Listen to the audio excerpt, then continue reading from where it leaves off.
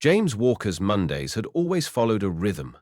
For the past 15 years, he arrived at Walker Dynamics headquarters at precisely 7:30 a.m., greeted the security team by name, picked up a black coffee from the corner cafe in the lobby, and rode the private elevator to his top-floor office. The routines were more than habit. They were part of his identity. James wasn't just the CEO of one of the fastest-growing financial tech firms in the country. He was the kind of leader who prided himself on knowing every department, every floor, and every employee by heart. But that Monday morning in October, something felt wrong. The moment he walked through the revolving doors, he could sense it, an unease that settled in the pit of his stomach before he even reached the elevator. The signs were subtle but unmistakable. Olivia, the receptionist who usually lit up with a bright smile at his entrance, kept her head down, pretending to organize paperwork. The barista at the cafe, who always had his coffee ready by the time he reached the counter, fumbled with the machine and couldn't meet his gaze. Even the elevator ride felt off. There was a hush in the building, like a breath being held just beneath the surface. When the elevator doors opened on the executive floor, James was surprised to find his executive assistant, Rachel Kim, waiting just outside. Her posture was tense, eyes darting behind him to check who might be listening. "Mr. Walker," she said quietly, clutching her tablet like a lifeline. "There's something you need to know." James raised an eyebrow, but kept walking toward his office, expecting her to follow. "Tell me over coffee," he said, already reaching for the door handle. But Rachel stepped in front of him, a rare breach of protocol. "Sir, it's about Logan Bennett." The name made him stop cold. Logan wasn't just another department head. He was the company's brightest financial mind, the architect behind several key risk detection models, and a man James had personally mentored for the better part of a decade. Logan's integrity was legendary, his analytical instincts unparalleled. James turned slowly. "What about him?" Rachel hesitated, then spoke. "He was terminated. Friday evening, escorted out by security." For a moment, James thought he had misheard. "Terminated?" he repeated. "On whose authority?" Rachel's voice dropped lower. "Richard Hale signed the papers. The official reason is embezzlement, unauthorized transfers from company accounts." James let out a short, incredulous laugh. "Logan Bennett? The man who once held up a board meeting because of a $60.00 accounting discrepancy?" Rachel didn't laugh. She just held out a folder. "I've pulled the documents. You should see for yourself." James took the folder, flipping through the termination paperwork, the flagged transactions, the internal emails. Everything looked polished.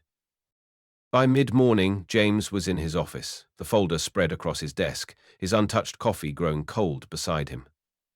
He had built Walker Dynamics from the ground up, starting with nothing but a rented office, 2 software engineers, and a vision for a transparent, client-first financial platform. He knew every system, every policy, and he knew Logan. This wasn't just a personnel issue.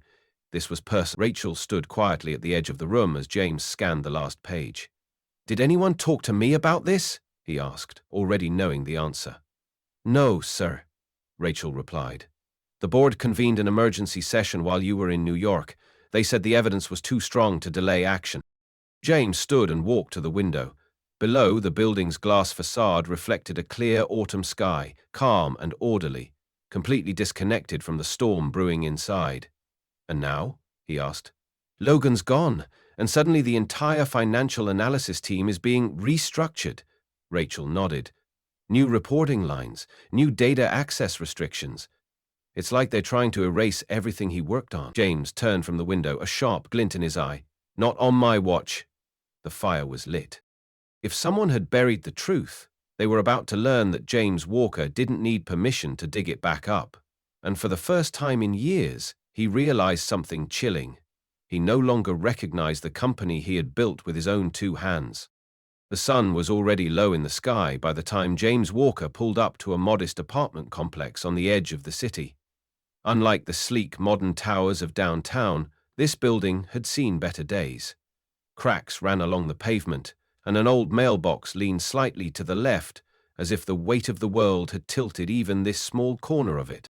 James sat in his car for a long minute, the envelope of documents resting on the passenger seat like a silent passenger. Inside was everything Rachel had pulled together: termination records, transaction logs, digital timestamps, pieces of a puzzle that didn't fit, but none of it explained why Logan Bennett, the company's most principled analyst, would be escorted out like a criminal. James grabbed the folder, stepped into the chilled October air, and made his way to apartment 3B. The knock on the door echoed longer than expected. For a moment he thought no one was home, then slowly the door cracked open, held in place by a security chain.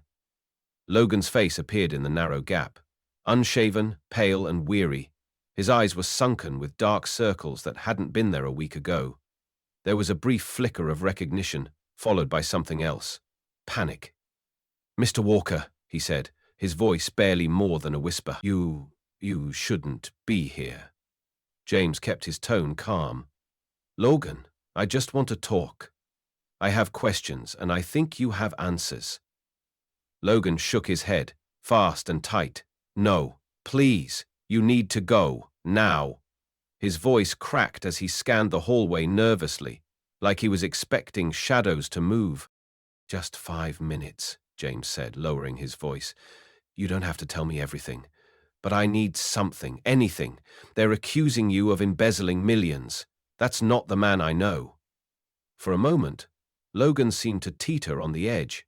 His fingers clutched the doorframe tightly. He looked as though he wanted to say something, to shout it even, but instead, he shook his head again. "You don't understand. They're watching, all of us, everything. This isn't just about money, sir. It's not just a mistake. It's them." The words came out fast, trembling with urgency.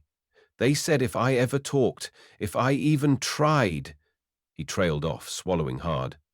"Please, Mr. Walker, walk away. For your own sake." James stared at him, heart sinking. He had seen Logan handle corporate audits, shareholder interrogations, and regulatory hearings without flinching. But now? He looked like a man on the edge, haunted and hunted. "Who's they, Logan?" James asked softly. "Who's watching you?" But Logan shook his head again, stepping back into the darkened apartment. "Forget this ever happened," he said. And with one final, desperate look, he shut the door. The lock clicked, the chain slid back into place, and James was left standing in the hallway, alone, facing a silence that said more than words ever could. Back in his car, James sat gripping the steering wheel, the folder of documents untouched beside him. Logan's reaction hadn't just been strange. It had been terrifying. The fear in his voice wasn't the fear of a guilty man caught red-handed. It was the fear of someone being watched. Someone who knew things that could get people hurt, maybe even killed. James replayed the conversation in his mind, trying to piece together what Logan hadn't said. Someone was pulling strings inside Walker Dynamics. Someone with enough power to frame a loyal employee and frighten him into silence. James had trusted his board, his executives, and his systems. But tonight, he realized he might have trusted the wrong people. As he drove back into the city, the skyline rose up like a fortress. Gleaming towers lit from within, symbols of progress and innovation. But James no longer felt proud as he looked at them. He felt betrayed. Whatever was happening inside his company, it went deeper than any HR decision. This wasn't a mistake. This was a cover-up. And someone had gone to great lengths to make it look clean. But the fear in Logan's voice had broken the surface. Whatever danger he was trying to avoid, James had now stepped directly into it, and he wasn't about to back out. James didn't sleep that night. After leaving Logan's apartment, he returned home, bypassed dinner, and locked himself in his study, the folder of documents still under his arm. The luxury apartment felt colder than usual. Quiet, clinical, untouched by the warmth of routine. He spread the contents of the folder across his desk. Financial logs, badge access records, time-stamped emails, meeting minutes from the so-called emergency board session. On the surface, everything looked pristine, but as James combed through the data, the cracks began to show. Time entries didn't align. Security logs showed Logan hadn't even been in the building during the hours some of the flagged transactions occurred. A wire transfer listed in the termination summary had been executed from a device that wasn't even assigned to Logan. Someone had gone to great lengths to create the illusion of guilt. As the evidence unraveled before him, so did any remaining doubt. This wasn't an internal error. It was a deliberate act of sabotage, and it was orchestrated by people who were confident no one would question them, least of all the company's founder. That thought stung the most. James had built Walker Dynamics on trust, on the belief that his team would uphold the same values he had bled for. But now, that trust had been weaponized against one of the company's most loyal employees. James realized there was no going through official channels. The corruption was too high, too embedded. If he wanted the truth, he'd have to dig for it himself, quietly, methodically, and without revealing who he really was. Just after 4 a.m., James picked up the phone and called Rachel Kim. She answered immediately, as if she had been waiting. "I need a favor," James said, his voice low but urgent. "Something completely off the books. No one else can know." There was a brief pause on the line before Rachel responded, "I'm listening." Over the next hour, the plan took shape. He would create a new identity, someone unassuming, forgettable, someone who could slip into the company's financial analysis division without raising suspicion. The name they settled on was David Grant, a mid-career number cruncher with a stable, if unremarkable, employment history. Rachel, meticulous and discreet, used her private channels to build a digital footprint.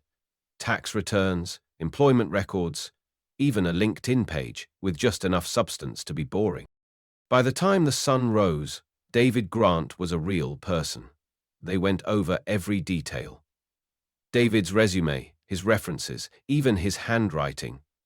Rachel arranged for a new security badge, had an HR contractor pull the strings for a late-stage hire, and coordinated with a temp agency to deliver the necessary paperwork. Makeup artists were brought in after hours to age James's appearance slightly, graying his hair at the temples, softening the sharp edges of his jawline, and adding subtle shadows beneath his eyes. Contact lenses changed the color of his irises from icy blue to hazel, and a slight stoop in his posture completed the transformation.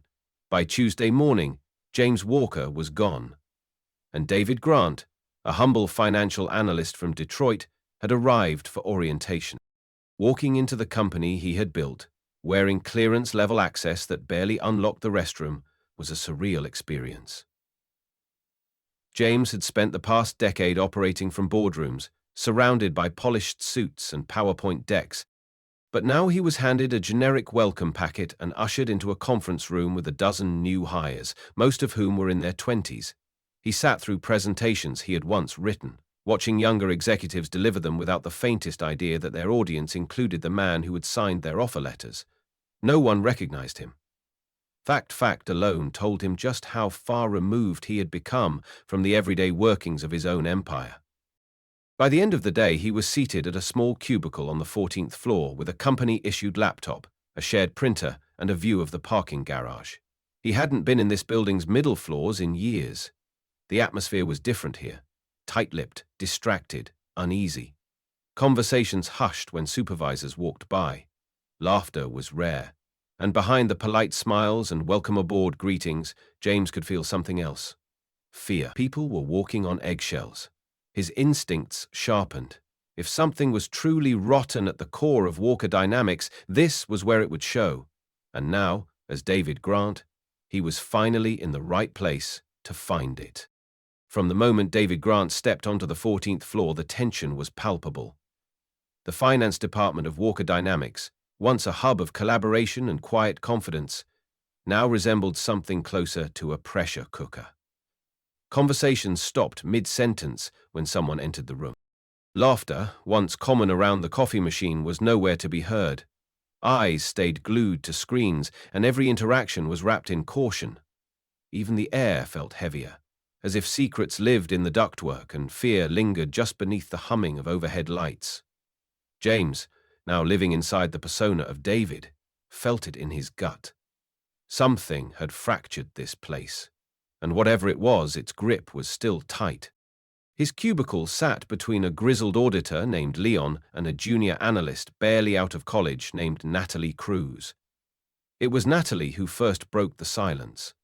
During their second day of working side by side, she leaned over as they reviewed vendor reconciliation reports and whispered, "You came in at a weird time." James glanced at her without speaking. Natalie's voice dropped even lower. "Before you got here, our old team lead, Logan Bennett, he built this tool. Something to detect anomalies in transactional flows, not just the obvious stuff like rounding errors or double entries. It flagged behavior patterns, movement, timing, even who approved what and when." Her eyes flicked toward the hallway. It was smart, too smart. James kept his voice steady. "What happened to it?" Natalie hesitated, visibly debating whether to say more. "They pulled it offline the same day Logan got fired. IT was in here that night, scrubbing his workstation. Like full-on wipe and purge. Then came the new protocols. No open-source tools. All anomaly flags routed through senior managers. And everyone was told to forget it ever existed." She bit her lip. "But I saved a few screenshots from the dashboard before they shut it down." Natalie opened a folder on her drive and showed James a snapshot of Logan's interface. Simple, elegant, color-coded. On it, a series of yellow and red alerts flickered next to a list of shell vendor names, none of which James recognized. He stared at the screen, heart pounding. These weren't ordinary errors. The flagged items were consistent, structured, numbers moving in and out of shadow accounts, always just under the reporting threshold. Amounts split, relabeled, rerouted. At a glance, they looked legitimate. But if you tracked them over time, patterns emerged. Patterns that screamed fraud. James leaned back in his chair, trying not to show his reaction. "Why are you showing me this?" he asked quietly. Natalie's eyes were steady. "Because you're new. You don't have alliances yet. And you're asking the right questions." Then she turned back to her screen, as if the risk of speaking even that much had already pushed her luck. Over the next few days, James watched closely. He learned who avoided eye contact when compliance officers walked by. He noticed which managers refused to share reports without filtering them first. He saw how data access had been restricted in ways that made no sense for efficiency, but made perfect sense if someone wanted to limit what people could see. The deeper he looked, the clearer it became. Someone had engineered this fog. Logan's tool had pulled the curtain back, and someone in power had panicked. Now the company was operating on a script. One written by someone who thought they'd already silenced the only person who knew the truth. James knew better now. Logan wasn't the only one paying attention. Natalie, despite her youth, had seen what others missed. And David Grant, the quiet new hire in Cubicle 14B, was about to become a problem for whoever thought the truth could stay buried. The pieces were coming together. The fraud wasn't just ongoing, it was evolving. And the longer he remained embedded, the more convinced James became. This wasn't about a rogue employee, it was a coordinated effort, executed from the inside, protected by fear. And now, for the first time in a long time, he felt closer to the truth than ever before. Long after the lights had dimmed and most employees had gone home, James remained at his desk. The sterile glow of the monitor reflected in his borrowed reading glasses, the ones that added a layer to his David Grant disguise. The office was silent, save for the distant hum of air vents and the occasional creak of settling infrastructure. But the silence suited him. It was in these hours, when the watchers went home and the whispers stopped, that the hidden parts of Walker Dynamics began to reveal themselves. Thanks to Natalie's risk and quiet brilliance, James had recovered a hidden backup of Logan's original anomaly detection tool. It had tried to scrub it from the system, but Logan had been smarter. He had buried a copy deep in a subfolder disguised as old training material. James launched it and held his breath. What he saw unfold on screen shook him to the core. Logan's tool worked not by flagging single events, but by mapping behaviors, linking sequences of transactions to approval logs, routing histories, and vendor creation timestamps. It built patterns like a spider builds a web, And now, with data pouring in live, James could see exactly how deep that web went. Millions of dollars had been funneled through shell companies with generic names: Trident Solutions, North Shore Logistics, Delta Bridge Systems, all listed as approved vendors, but when James dug deeper, the addresses were P.O. boxes. The contact names were either fake or listed as pending. Payments had been split into micro-transactions, each one small enough to avoid standard alerts, but together they totaled a fortune. And at the center of the web, Richard Hale, the company's CFO, trusted, seasoned, and, until now, untouchable. Hale's digital fingerprint was everywhere. His credentials approved more than 85% of the suspicious vendor contracts. His calendar showed recurring meetings with individuals whose names didn't appear anywhere else in the company's structure.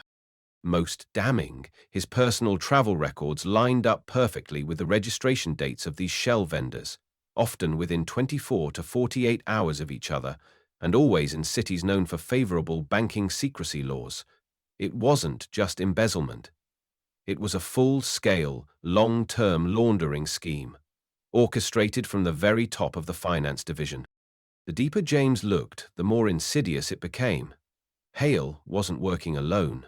Other names started to surface: senior finance officers, compliance team leads, even someone from internal audit. It was a closed circle, tightly coordinated. Logan's tool had not only spotted the transactions, but had begun to map communication trails, email exchanges, shared access logs, document revisions. The conspiracy was bigger than James had feared. It had spread through the company like rot in a foundation, masked by layers of bureaucratic noise and managerial doublespeak. And now it was clear why Logan had been removed so suddenly, and why everyone who asked too many questions had been pushed out, reassigned, or silenced. Then came the breach. It happened late Thursday night. James returned from the break room with a cup of stale coffee and saw it immediately. His mouse cursor had moved. He hadn't touched his machine in 20 minutes. He checked the system logs, fingers flying across the keys. Someone had accessed his terminal remotely 5 minutes ago. They had run an admin-level script, pulled file names from his recent activity, then disconnected. James's heart pounded as he realized what it meant. Someone in the company's security team had grown suspicious. Or worse, someone from Hale's network had noticed that Logan's program was back online and being used. His cover, once airtight, was now beginning to fray at the edges. James didn't panic, not yet, but the clock was ticking. His time as David Grant was coming to an end. He copied the newest set of findings to a secure flash drive and encrypted it using Rachel's off-site protocol. Then he wiped all traces of the tool from his machine, including the hidden restore points. If they came for his workstation, they'd find nothing but standard reports and dull spreadsheets. But he knew this wasn't over. Not by a long shot. Richard Hale and his co-conspirators had spent years perfecting their fraud, and now, with James one step ahead, they would stop at nothing to keep their empire intact. What they didn't realize was that the man they were closing in on wasn't just another employee. He was the founder of the company, and he was prepared to bring the whole system down. No matter the cost. It was just past 2:00 a.m. when James's burner phone buzzed. A number no one else had, reserved only for the most secure communication. The message was short and cryptic. Harbor Cafe, 3:00 a.m., counter seat. Order black coffee. Come alone. No name, no signature. But he didn't need one. It could only be Logan. For days, James had tried reaching him through quiet channels, trusted intermediaries, encrypted Dropboxes, even an old code phrase they'd once joked about using in case things ever went wrong. And now here it was, confirmation that Logan was alive and, more importantly, ready to talk. James grabbed his coat, left through the parking garage exit, and drove with headlights off for half the route. Every block felt like it carried eyes.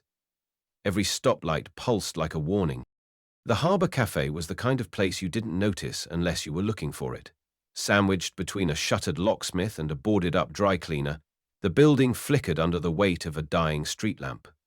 Inside, the waitress barely looked up as James entered, the bell above the door chiming faintly.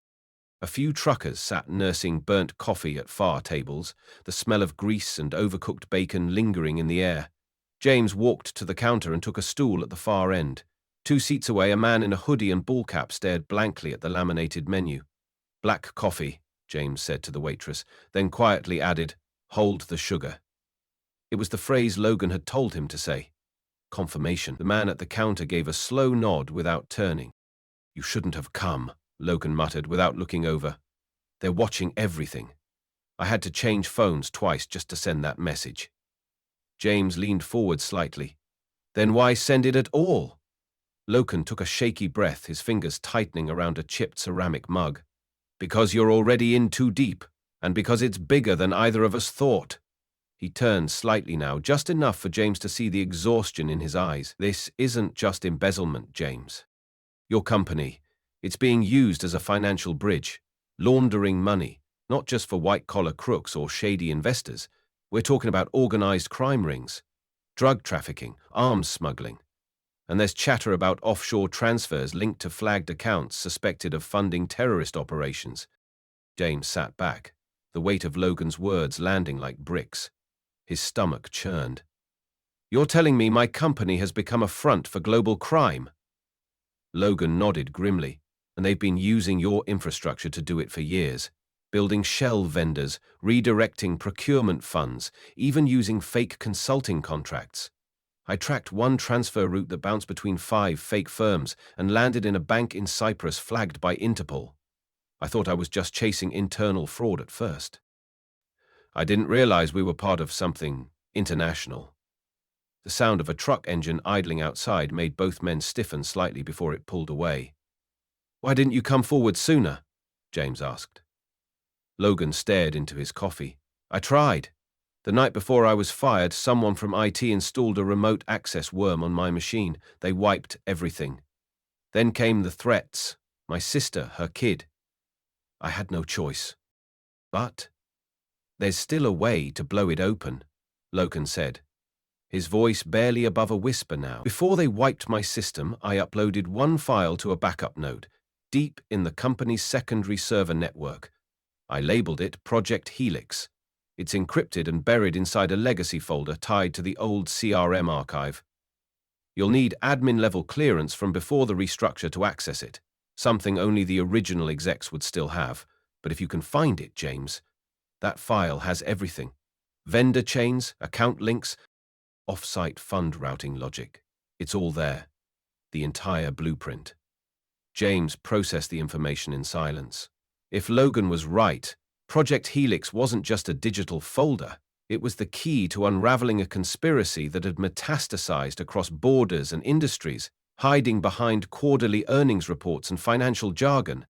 Outside, the sky was beginning to shift from black to a faint gray, the first threads of morning stretching across the horizon. Logan stood abruptly. "Don't try to contact me again. If I need to reach you, I will. Watch for a message from an account labeled Nova Ledger. That's how you'll know it's real." James nodded, but as Logan started for the back exit, he turned one last time. "And James, whatever happens, don't trust anyone who tells you they're just following protocol. That's how this thing survives. Through quiet compliance." With that, he disappeared into the alley behind the diner. James remained seated, staring into his now cold cup of coffee, knowing the clock had started.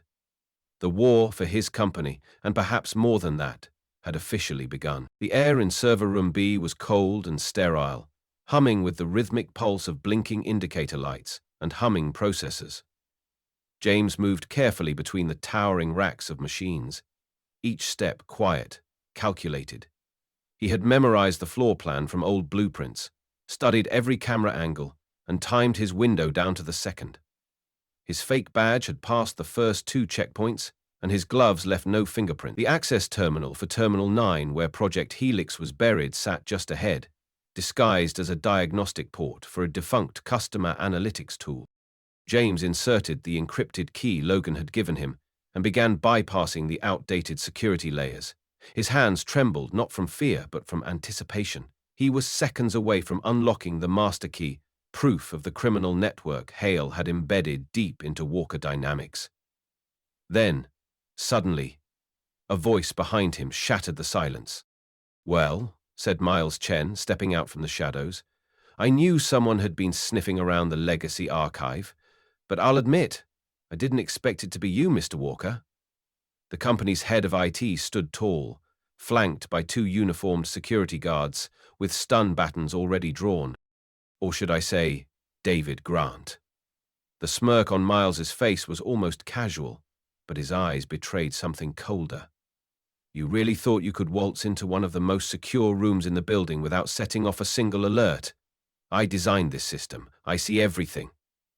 James didn't speak.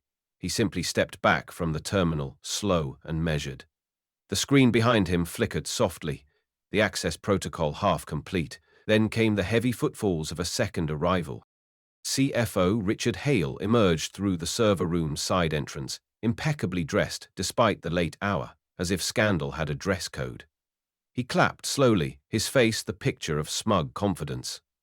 "I have to hand it to you, James. Disguises, fake resumes, encrypted drives. You've really outdone yourself. You should have gone into espionage. Too bad this little stunt ends here." Hale nodded to the guards, who moved to restrain James. "The narrative's already written. CEO caught breaking into secure financial systems after being confronted about personal embezzlement. We've planted the breadcrumbs. We have the logs. We even have your voice, thanks to a cleverly edited security clip. You'll go down as the desperate founder who got caught stealing from his own company. A tragic, pitiful end to a once respected career." James didn't struggle. Instead, he looked past Hale, right at the screen behind him. Slowly, deliberately, a smile crept across his face. "You might want to refresh those accounts, Richard," he said, voice low but steady. "Check the Cayman holdings, the escrow vaults, maybe even those shell vendors you created last quarter." Miles frowned and turned back to the terminal. His fingers danced over the keyboard, opening remote dashboards, checking transaction logs. Then his expression froze. "Sir," he said, barely above a whisper. He's not bluffing. "The accounts, they're empty. They're being drained in real time. Thousands of micro-transactions. Dispersed, scrambled. They're broadcasting across multiple regulatory nodes. I can't stop it." Hale's eyes went wide, the color draining from his face. "That's impossible. The firewall. Project Helix is buried under 12 encryption layers." "It was," James said, "until you walked me straight to it. I was the bait, and while you were so busy trying to trap me, you left the back door open for something smarter, something Logan built."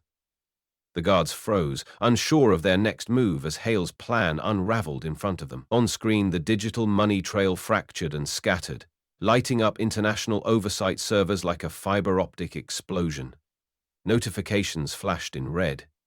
Flagged transaction detected. Account frozen. Investigated audit triggered. James stepped forward now, reclaiming the space. "You think the story's already written? I just rewrote the ending." He turned to Miles. "You still have a choice. Help them cover this up, or help bring it down." For a beat, silence hung in the air like a blade. Miles looked between Hale and James, then at the flashing alerts on the monitor. Somewhere behind them, the hallway doors slammed open. Multiple voices, heavy boots, and the unmistakable command. "Federal agents, step away from the terminals and put your hands where we can see them." James didn't flinch. His role as David Grant was over, but his war as James Walker, the real CEO, was just entering its final act. Panic settled into Richard Hale's features like cracks in porcelain. His calm exterior shattered, replaced by frantic energy as he shoved past Miles toward the terminal. "Shut it down!" he barked, fingers stabbing keys in desperation. "Override the system! Kill the transfer lines!" But it was too late. The screen pulsed with moving data. Tens of thousands of tiny transactions, each one authenticated and encrypted, slipping through layers of the company's infrastructure like water through a sieve. James stood back, arms folded, watching the unraveling with a quiet intensity. That's Logan's tool you're looking at, Richard. It was never just for analysis. We built in a self-replicating chain reaction. Every time someone tampered with it, it learned. And now it's doing what you never expected. Telling the truth. From the far side of the room, Natalie Cruz stepped forward. She'd arrived minutes earlier under the guise of checking reports, but now she held her phone up high, its camera light blinking. "Say hi to the world, Hale," she said. "You're live." The stream was already viral, flooding social media, news apps and forums, with every frantic word Hale muttered, every damning screen he touched. His threats spilled into the open, his denial unraveling in real time. "You'll never prove," Hale began, but he didn't finish, because just then Rachel Kim stepped through the doorway with a tablet in hand. "We already did." She tapped the screen, and suddenly the server room's monitor split into a grid, security footage, audio logs, and internal correspondence pouring in. One video showed Hale signing off on a fake vendor approval. Another captured Miles rerouting access protocols from his desktop. No more speculation, only evidence. Within moments, the halls echoed with movement. Heavy boots thudded against the tile floors as a team of federal agents swept into the space. "FBI, hands in the air, step away from all terminals," shouted the lead officer, his badge glinting beneath the fluorescent lights. Miles dropped his hands, pale and shaken.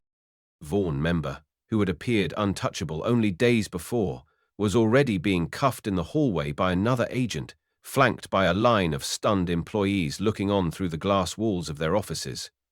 Some of them clapped. Others simply stared, wide-eyed, at the takedown of the very people who had built walls of intimidation for years. Hale tried one last play. Turning to James, "We can still salvage this," he hissed. "Let me go quietly, and I'll tell you everything. The names, the routes, just give me a deal." James didn't even blink. "You want a deal? Talk to the agents, maybe they'll care, but for me, I'm here for the truth." As Hale was led away in cuffs, he caught one last glimpse of the screen. Project Helix still running, still exposing layer after layer of hidden corruption. It was an elegant undoing, not with noise or revenge, but with proof, transparency, and timing. Miles said nothing as he was taken into custody. In his eyes, James saw the weight of realization. The final understanding that all his code, his manipulation, his secrecy had been undone by the very system he helped secure. The irony was almost poetic. The very infrastructure they used to hide their crimes had turned against them. James stood in the center of the server room, surrounded by agents, colleagues, and scattered fragments of a crumbling empire. For the first time in weeks, he allowed himself to breathe. Logan's program had done more than expose financial fraud. It had become a beacon for the truth, attracting those who refused to be complicit, empowering the ones who'd been silenced. Rachel placed a hand gently on his shoulder. "We're not done yet," she said softly, "but the worst of it is over." James nodded, his gaze shifting back to the monitors. It wasn't just numbers anymore. It was justice rendered in real time. Out in the lobby, screens tuned to business channels flashed breaking news banners. Massive corporate takedown unfolds live. Walker Dynamics CFO and executives arrested. James saw employees huddled around them, watching in stunned silence. Some wept, others cheered, and a few just stood there, finally understanding the cost of looking the other way. This wasn't just a victory over corruption. It was a shift in culture, an awakening. The moment when a corporation born in integrity returned to its roots, not through leadership from the top, but through the courage of those who refused to stay silent any longer. The dust had barely begun to settle when James Walker returned to the executive conference room, the very place where his trust had once been betrayed. The walls still echoed with the remnants of chaos, agents' footsteps, the rustle of evidence folders, and the lingering energy of long-held secrets laid bare. But this time, he wasn't alone. Sitting at the head of the table was Linda Foster, a board member he had always regarded with quiet suspicion. Her reputation for neutrality, for staying out of backroom politics, had earned her both respect and distance. Now, however, she looked directly at James, with the steady gaze of someone who had waited a long time for this moment. "We've been preparing for this day for years," she said, sliding a thick folder toward him. Inside the folder was a decade's worth of quiet resistance, memos, altered contracts, financial audits, private meeting transcripts. Richard Hale thought he owned the board, Linda continued, her voice calm but resolute, and in many cases he did. He used fear, coercion, blackmail. But not all of us caved.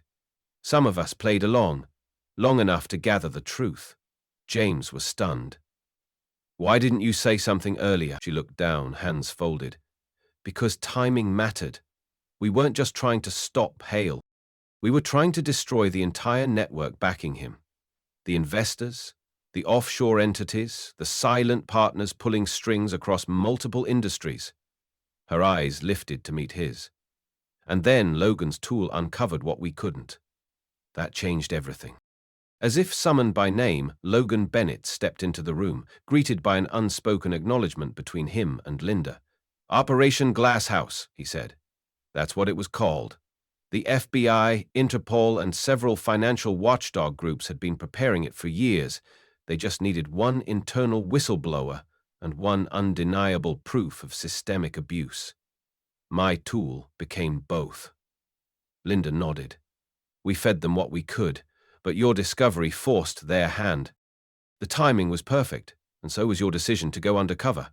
James leaned back in his chair, exhaling slowly. What had started as a single act of betrayal, the firing of a loyal employee, had turned into the unraveling of an international conspiracy. And the people who had once seemed complicit? Some had been allies in hiding all along. The doors to the conference room opened once again. This time, it wasn't federal agents or corporate lawyers. It was employees, dozens of them, maintenance workers, junior analysts, project leads, admin staff. They carried flash drives, manila folders, even handwritten notes. Each of them stepped forward, offering what they had collected over the months, some over the years, flagged invoices, unusual schedule logs, internal memos that didn't add up. "We didn't know who to trust," one woman said quietly, her badge still clipped to her cardigan.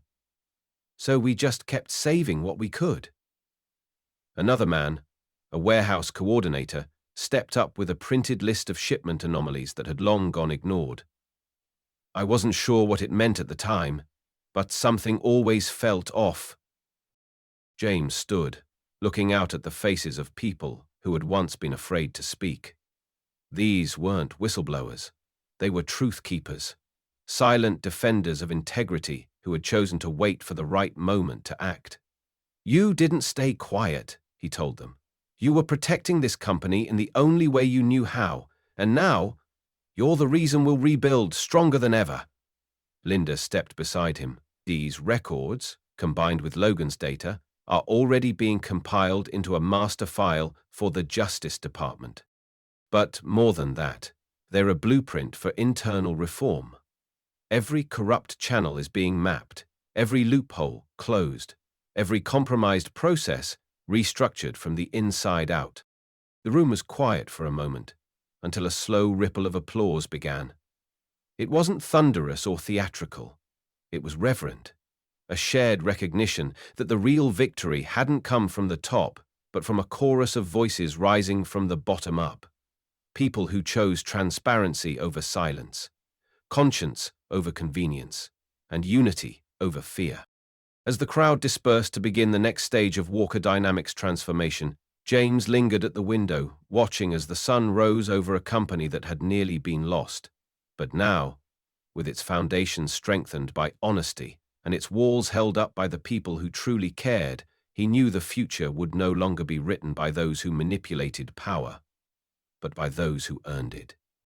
Weeks after the dust had settled and the last of the corrupt leadership had been escorted out of Walker Dynamics in handcuffs, the real work began. The company wasn't just recovering. It was rebuilding, reimagining, and realigning with its original purpose. At the heart of this transformation stood Logan Bennett, The same man who had once been cast out and silenced was now walking through the executive wing as the newly appointed Chief Technology Officer. But this wasn't just a ceremonial title. James Walker had entrusted him with a mission unlike any other, to design and lead an entirely new division, one built not around profit margins or performance metrics, but around ethics, compliance, and corporate accountability. Logan's first act as CTO wasn't to upgrade systems or restructure software workflows. It was to sit down with people, custodians, interns, data entry clerks, and floor managers, and ask them what they had seen, what they had endured, and what they needed in order to feel safe. His second act was to dismantle the old, outdated channels of oversight and replace them with systems built on transparency, anonymity, and action. He created direct reporting lines to third-party ethics officers, ensuring no whistleblower would ever again be silenced or punished for speaking the truth. An independent ethics board was assembled, comprising employees from every level of the company, not just executives or legal consultants. Soon, every office bore the emblem of the new initiative: Speak, Trust, Reform. Logan made sure this wasn't just a slogan.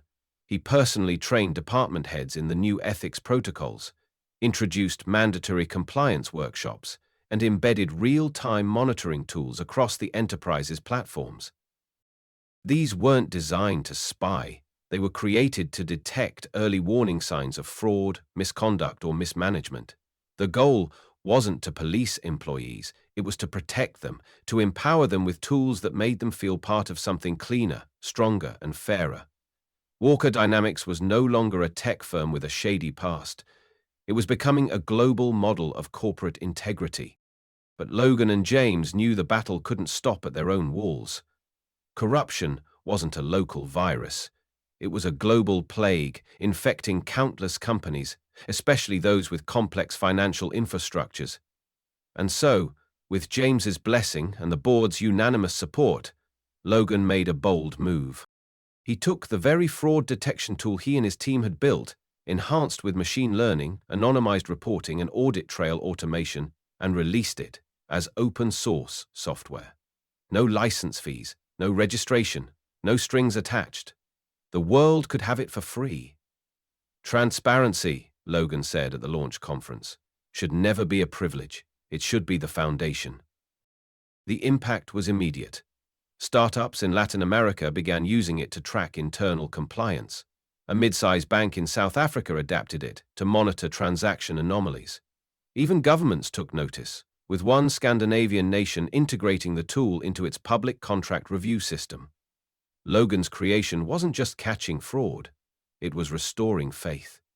It was helping people see that accountability could scale, that truth didn't need to hide behind bureaucracy. He received messages from analysts, whistleblowers, even former skeptics who were now using the tool to build safer, more ethical workplaces.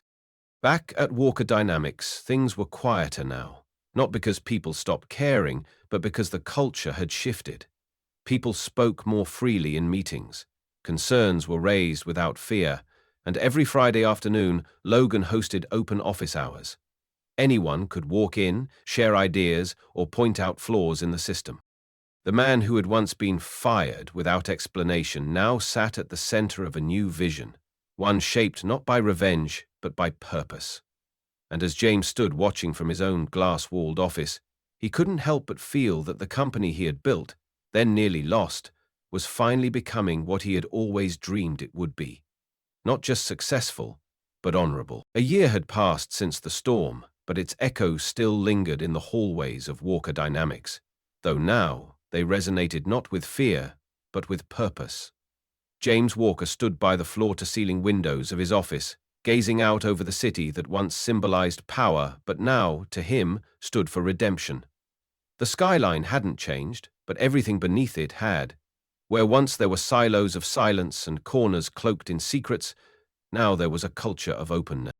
He could hear it in the laughter at coffee stations, in the impromptu hallway brainstorming sessions, in the way even the most junior employee no longer hesitated to speak up. Walker Dynamics hadn't just survived its reckoning, it had been reborn from it. James often thought about how close it had all come to falling apart. The betrayal, the fear, the risk he took in going undercover. It could have gone another way, but it didn't, because people chose courage over comfort. Because one analyst, Logan Bennett, refused to ignore what he saw. Because a young employee named Natalie Cruz had the bravery to live stream truth. Because dozens of unseen hands, from Rachel in his office to janitors who slipped evidence under doors, believed that a better version of this company could exist. Real integrity, James had once read, is doing the right thing when no one is watching. He now knew that was only half of it. Real integrity is also having the guts to stand up when everyone else is too scared to move. That afternoon, Logan walked into his office holding 2 mugs of coffee, both slightly chipped from use, his version of a corporate badge of honor. He placed one on James's desk and settled into the armchair across from him with a tired but satisfied smile. "She's responding to treatment," Logan said, his voice cracking slightly. "The latest scan shows the cancer cells are shrinking. The doctors are hopeful." James didn't need to ask who she was. Logan's niece had been the invisible thread pulling through so much of this, the leverage used to silence him, the reason he risked nothing more than everything. "The hospital said someone covered the latest rounds anonymously," Logan added. His eyes locked on James. But James just sipped his coffee and said, "Sounds like you've got people watching out for you." They sat in comfortable silence for a moment, 2 men who had seen the darkest underbelly of their own creation and lived to rebuild it. On the wall beside James's desk hung a new plaque, engraved not with stock prices or sales figures, but with a simple phrase, "Accountability built here." It had become the company's unofficial motto. Under Logan's leadership as CTO, the Ethics and Compliance Division had not only flourished internally, but had helped inspire similar initiatives across the industry. The fraud detection tool they'd released as open source was now being implemented in dozens of companies around the globe, from local nonprofits to multinational giants. Every time James read about another firm stopping fraud early because of that tool, he felt something stir in him. Something deeper than pride. Gratitude. A quiet, unshakable sense that maybe, just maybe, all the pain had been worth it. The new leadership team, Logan, Rachel, Linda Foster, and a rotating seat for junior staff, met every Monday morning in a glass-walled room that anyone could walk past and observe. No secrets, no backdoor deals. James never missed a meeting. They didn't just discuss revenue or market share. They talked about morale, about mentorship, about mission. They implemented paid volunteer hours, ethical partnership reviews, and community reinvestment programs. And when mistakes happened, as they inevitably did, they were addressed with honesty, not buried under PR spin. Transparency wasn't a goal anymore. It was the foundation. As another sunset painted golden light across the skyline, James looked down to the courtyard, where a group of interns laughed around a fire pit, discussing project ideas for their final presentation. He smiled and whispered to himself, "The future is already here." It didn't look like a boardroom. It didn't sound like a quarterly report. It looked like people unafraid to care. It sounded like voices that had been silent for too long, now finally heard. For the first time in years, James didn't feel like a CEO. He felt like a steward. Of trust, of purpose, of possibility. Walker Dynamics was no longer just a company. It was a legacy rewritten by the hands of those who refused to let truth be buried. And as long as they held the pen, the story would always rise higher than it had before. If you found this story powerful, inspiring, or thought-provoking, we invite you to join our journey here at Deep Inside HQ. Our mission is to uncover hidden truths, challenge injustice, and spotlight the everyday heroes who choose integrity over convenience. Every like, comment, and share helps us reach more people with stories that matter. So, if you believe in the power of storytelling to create real change, subscribe to Deep Inside HQ today. Because the world doesn't need more noise. It needs more voices that dare to speak up.